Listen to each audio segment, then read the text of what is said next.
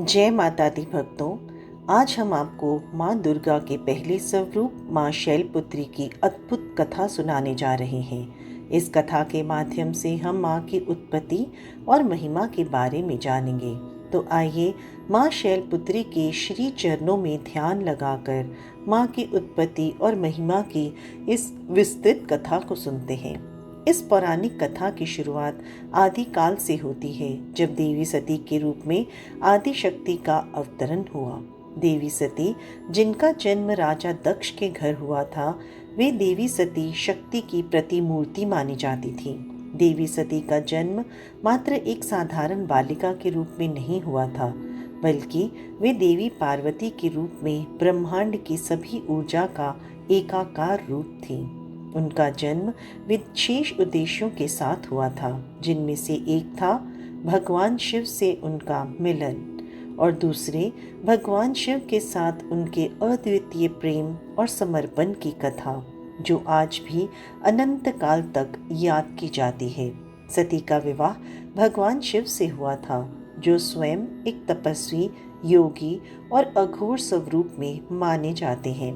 भगवान शिव की जीवन शैली अत्यंत साधारण और अलौकिक थी, जो सांसारिक मान्यताओं और सामाजिक आदर्शों से परे थी। उनका शरीर भस्म से सना हुआ रहता था, गले में सर्पों की माला और हाथ में त्रिशूल होता था। वे समय समय पर अपने शक्तिशाली तांडव से ब्रह्मांड का संतुलन बनाए रखते थे। भगवान शिव का यह स्वरूप अधिकांश लोगों के लिए रहस्यमय और कठिन समझने वाला था। राजा दक्ष भी उनमें से एक थे। राजा दक्ष, जो एक प्रजापति थे, अपने समाज में अत्यंत प्रतिष्ठित माने जाते थे। उनके लिए सांसारिक और सामाजिक मान्यताएं अधिक महत्वपूर्ण थीं। उन्हें स्वीकार करना कठिन था कि उनकी पुत्री, जो राजकुमारी थी, एक साधारण योगी से विवाह कर सकती हैं। राजा दक्ष के मन में भगवान शिव के प्रति हमेशा अनादर और क्रोध बना रहा। कुछ समय पश्चात राजा दक्ष ने एक भव्य यज्ञ का आयोजन किया, जिसमें उन्होंने सारे देवताओं, ऋषियों और राजाओं को आमंत्रित किया। इस यज्ञ में उन्होंने सबको आमंत्रण भेजा, परंतु उन्होंने जानबूझकर अपनी पुत्री सती और उनके पति भगवान शिव को नहीं बुलाया। सती को जब यह ज्ञात हुआ तो वे अत्यंत दुखित हुई। उन्होंने अपने पिता के इस व्यवहार से व्यथित होकर भगवान शिव से यज्ञ में जाने की इच्छा व्यक्त की। शिव जी, जो अपने साधारण और संतुलित दृष्टिकोण के लिए जाने जाते थे, उन्होंने सती को समझाया कि जब उन्हें आमंत्रण नहीं मिला है तो वहां जाना उचित नहीं होगा। लेकिन देवी सती का मन अपने पिता के यज्ञ में जाने के लिए बेचैन हो उठा था। वह सोचने लगी कि शायद उनके पिता का मन उनके प्रति प्रेम से भर जाए और वे भगवान शिव के साथ उनके संबंध को स्वीकार कर लें। यह उम्मीद उनके हृदय में बस गई थी। आखिरकार देवी सती ने भगवान शिव की बात अनसुनी कर यज्ञ में जाने का निर्णय लिया। भगवान शिव ने अपने समर्पित भक्त नंदी और अपने गणों को सती के साथ भेजा, ताकि वे सुरक्षित रहें। जब देवी सती अपने पिता के घर यज्ञ स्थल में पहुंची तो वहां का दृश्य अत्यंत दुर्भाग्यपूर्ण था। यज्ञ में सभी देवता और महान ऋषि उपस्थित थे, परंतु देवी सती और भगवान शिव का कोई उल्लेख नहीं था। उनके पिता राजा दक्ष ने अपनी पुत्री की उपेक्षा की और जब देवी सती ने भगवान शिव का नाम लिया तो दक्ष का अहंकार और क्रोध फूट पड़ा। राजा दक्ष ने भगवान शिव का खुलेआम अपमान किया, उन्हें अपशब्द कहे और उनके योगी जीवन को निमंतर बताया। इस अपमान को सुनकर देवी सती अत्यंत दुखी हो गई। उन्होंने सोचा, इस अपमान के बाद उनके लिए जीवित रहना संभव नहीं है, क्योंकि उनके पति भगवान शिव का अनादर उनके आत्मसम्मान का भी अपमान था। अपमान और दुख से भरी देवी सती ने यज्ञ स्थल पर पहुंचकर अपने प्राणों की आहुति देने का निर्णय लिया और उन्होंने यज्ञ की अग्नि में प्रवेश करके अपने प्राण त्याग दिए। उनका यह आत्म बलिदान प्रेम आत्मसम्मान और समर्पण की उच्चतम पराकाष्ठा थी। यह घटना केवल एक पारिवारिक कलह की नहीं थी, बल्कि यह उस प्रेम और समर्पण का प्रतीक था जो सती के हृदय में भगवान शिव के लिए था। सती का यह बलिदान भगवान शिव के लिए असहनीय था। उनके इस आत्म त्याग ने भगवान शिव को अत्यंत क्रोध और शोक में डुबा दिया। भगवान शिव, जो सामान्यतः अपने ध्यान में स्थिर और शांत रहते थे, सती के इस बलिदान के बाद अपनी भावनाओं पर नियंत्रण नहीं रख पाए और क्रोध से भरकर अपनी जटाओं से वीरभद्र और भद्रकाली को उत्पन्न किया और उन्हें यज्ञ स्थल पर भेज दिया। वीरभद्र ने राजा दक्ष के यज्ञ को नष्ट कर दिया, यज्ञ के समस्त आयोजन को तहस नहस कर दिया और अंततः राजा दक्ष का वध कर दिया। यह शिव के क्रोध का परिणाम था जो संपूर्ण सृष्टि को विनाश के कागार पर ले आया। इसके बाद भगवान शिव ने सती के निर्जीव शरीर को अपने कंधों पर उठाया और ब्रह्मांड में इधर उधर भटकने लगे। उनके इस शोक और दुख ने संसार में असंतुलन पैदा कर दिया। ब्रह्मांड की समस्त शक्तियां अस्थिर हो गईं और समस्त प्रकृति ने अपनी गति खो दी। यह देखकर भगवान विष्णु ने हस्तक्षेप किया।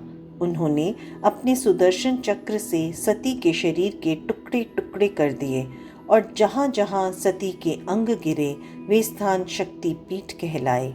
आज भी भारत और आसपास के देशों में स्थित यह 51 शक्तिपीठ देवी मंदिर विभिन्न रूपों में पूजा के केंद्र हैं और यहाँ देवी के शक्तिशाली और पवित्र रूपों की आराधना की जाती है।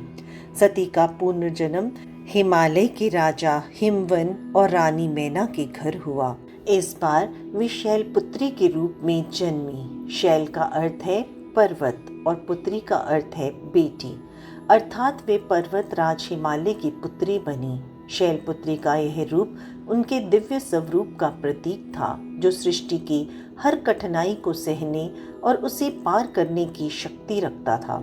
शैलपुत्री का यह जन्म हमें यह सिखाता है कि चाहे कितनी भी बड़ी विपत्ति क्यों ना हो, सच्ची शक्ति और भक्ति कभी समाप्त नहीं होते। माँ शैलपुत्री अपने इस स्वरूप में सती के रूप की निरंतरता थी, जो यह दर्शाता है कि शक्ति और प्रेम अमर हैं। वे न केवल सृजन की देवी थी, बल्कि वे संहार की शक्ति का भी प्रतिनिधित्व करती थी। उनके इस रूप की पूजा नवरात्रि के पहले दिन की जाती है और भक्त उन्हें समर्पित होकर उनके आशीर्वाद की प्राप्ति करते हैं। माँ शैलपुत्री का दिव्य स्वरूप उनकी गहन शक्ति और भक्ति को दर्शाता है। वे अपने दाहिने हाथ में त्रिशूल धारण करती हैं, जो उनकी शक्ति का प्रतीक है। त्रिशूल का तीनों काल यानी भूत, भविष्य, वर्तमान पर पूर्ण नियंत्रण होता है और यह माँ शैलपुत्री के उस गुण को प्रदर्शित करता है कि वे समय और परिस्थितियों को अपने अधीन रख सकती हैं। माँ शैलपुत्री अपने बाएं हाथ में कमल पुष्प धारण करती हैं, जो शुद्धता और ममता का प्रतीक है।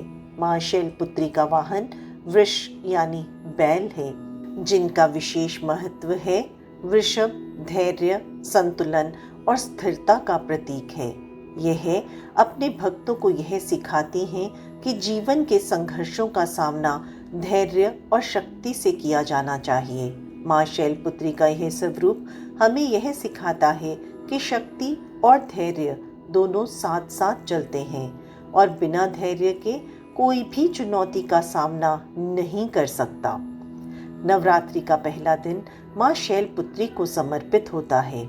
इस दिन की पूजा से भक्त अपने जीवन के आरंभिक संघर्षों का सामना करने के लिए शक्ति और साहस प्राप्त करता है।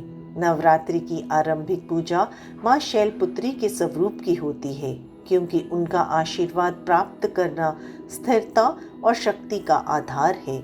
नवरात्रि का यह पहला दिन हमारे जीवन के प्रारंभिक चरणों की भी प्रतीकात्मक यानी विशेषता को दर्शाता है।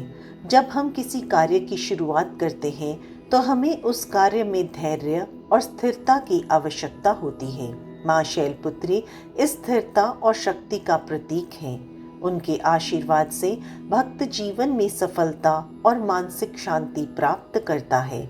माँ शैलपुत्री की महिमा अद्वितीय है। उनके भक्तों का अनुभव बताता है कि जब भी किसी ने सच्चे हृदय से उनकी आराधना की, उसके जीवन में स्थिरता, धैर्य और साहस प्राप्त होता है। मुझे याद है, जब मेरा जीवन कठिनाइयों से घिरा था तो मैंने नवरात्रि के पहले दिन माँ शैलपुत्री की भक्ति की।